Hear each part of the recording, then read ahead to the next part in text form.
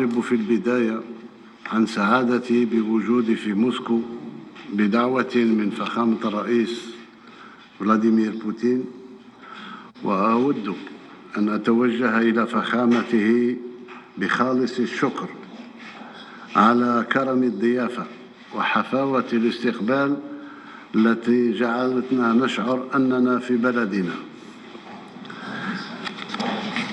هذه الزيارة التي تندرج في إطار الجهود التي يبذلها بلدنا لتوطيد علاقاتنا الثنائية وتعزيز ديناميكية التعاون بيننا.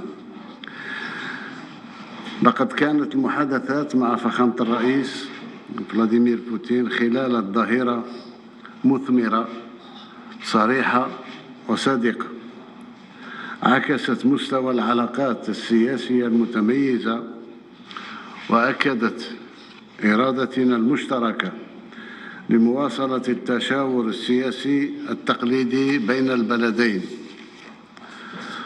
وأفتح قوس لأقول أننا متفقين مع كل ما جاء به فخامة الرئيس فلاديمير بوتين من خلال تدخله. لقد تطرقنا بطبيعة الحال كأصدقاء لعلاقات الثنائية في مختلف الميادين وسبل تعزيزها، وتبادلنا وجهات النظر حول القضايا الإقليمية والدولية التي تهم بلدينا.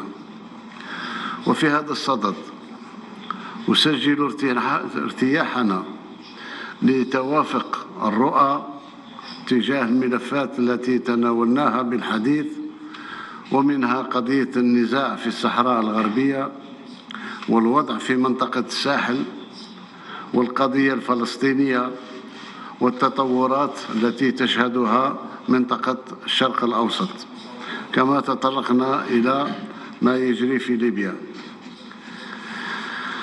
لقد سمحت هذه الفرصة بتوجيه جزيل شكرنا لفخامة الرئيس على دعم روسيا للترشح بلدي للانضمام إلى مجموعة البريكس، واتفقنا على المضي بالعلاقات الجزائرية الروسية إلى المزيد من التعاون، وهو ما يعكس توقيعنا على تصريح الشراكة الاستراتيجية المعمقة التي يشهد على حرصنا المشترك لتكثيف وتوسيع التعاون بما يتماشى مع مستوى علاقاتنا التاريخية التي تمتد إلى أكثر من 60 سنة، وذلك من خلال اعتماد خارطة طريق طموحة للتعاون الثنائي يهدف إلى الاستفادة من أوجه التكامل الاقتصادي بين البلدين. إن التوقيع الذي تم اليوم على عدة اتفاقيات ومذكرات تفاهم يعكس بوضوح طموحنا إلى توسيع نطاق التعاون.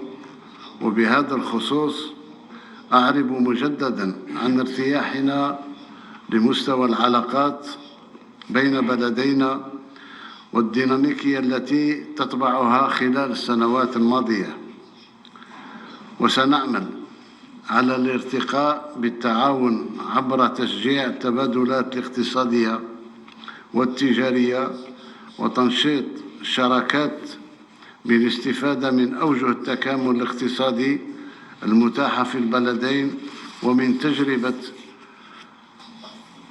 فيدرالية روسيا في كل ميادين الصناعية، صنع الأدوية، فيما يخص الميكانيك، وكل مجالات مفتوحة للتعاون.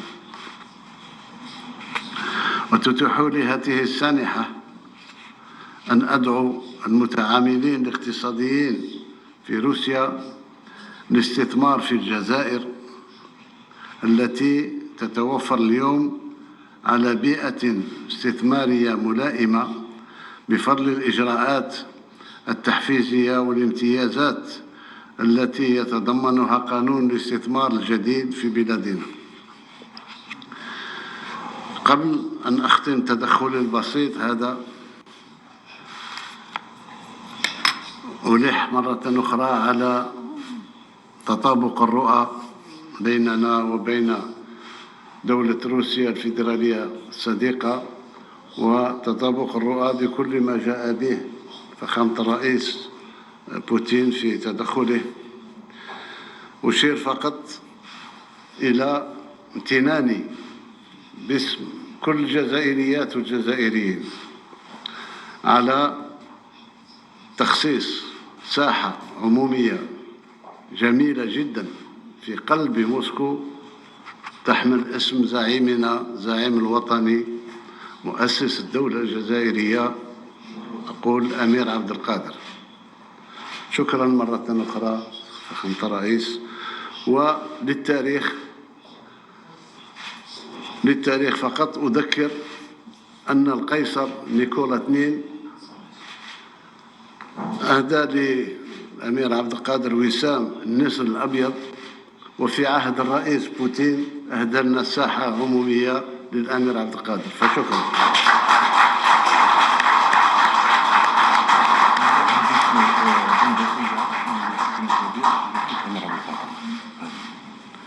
وكما أشير فقط أن أمس مع حضور الجالية الجزائرية أبت الجزائر إلا أن تكرم آخر من جنود الفيلق الذي كان يشتغل في الجزائر مباشرة بعد الاستقلال في نزع الألغام التي زرعت من طرف المستعمر، والتي ما راح ضحيتها كثير من جنود الروس. نترحم على أرواحهم، وشاكر مرة أخرى هذا التدخل للجيش الروسي في نزع الألغام. ربما تكون في اتفاقيات إلى كذلك تطهير مناطق التي تم فيها التجارب النووية أيام الاستعمار، أن تطهر من طرف ربما مختصين من أصدقائنا في روسيا الفيدرالية. شاكر لفخامة الرئيس صدره الرحب وسعة الصدر على قبوله إمكانية توسط بين صديق الدولة الصديقة روسيا الفيدرالية وأوكرانيا فيما يخص النزاع القائم حاليا. شاكر له هذه الثقة وستكون في محلها إن شاء الله. وفي الأخير أود أن أحيي التزام فخامة الرئيس فلاديمير بوتين بالعمل على تنشيط علاقتنا الثنائية ومشاوراتنا السياسية، وعلى الأهمية التي يوليها شخصيا لتعزيز شراكتنا في كافة الميادين. دامت الصداقة الروسية الجزائرية، والسلام عليكم ورحمة الله تعالى وبركاته.